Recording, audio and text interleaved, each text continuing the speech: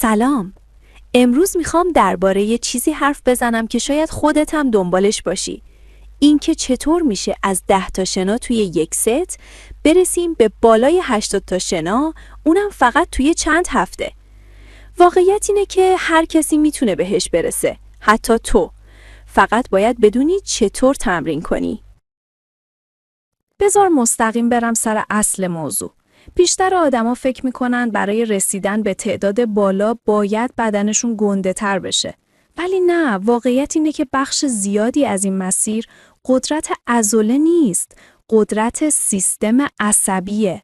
یعنی بدن تو باید یاد بگیره حرکت رو بهتر، روونتر و با انرژی کمتر اجرا کنه. اشتباه بزرگ اینه که فکر میکنی هر روز باید تا آخرین نفس تمرین کنی.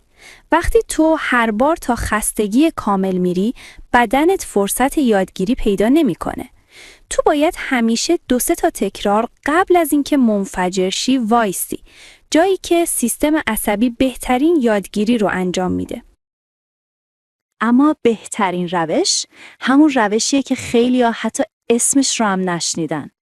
روشی که اسمش هست Grease the Groove. قانونش خیلی ساده است.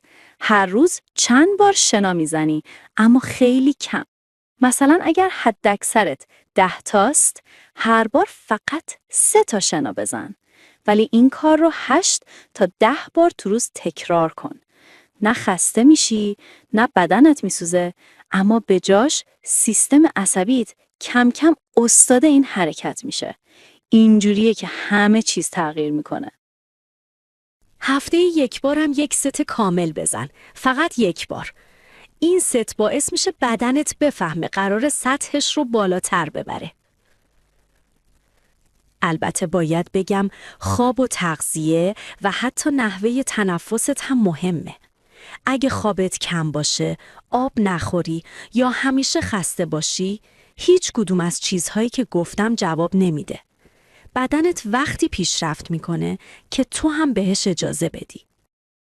اگه این روش‌ها رو چند هفته اجرا کنی، از جایی سر در میاری که شاید خودت هم باور نکنی. تو فقط باید درست تمرین کنی، نه سخت‌تر. ممنون که تا آخر این صحبت همراه من بودی. امیدوارم خیلی زود بیای و بهم بگی رسیدم، تونستم، 80 تا رو شکستم. مرسی که شنیدی.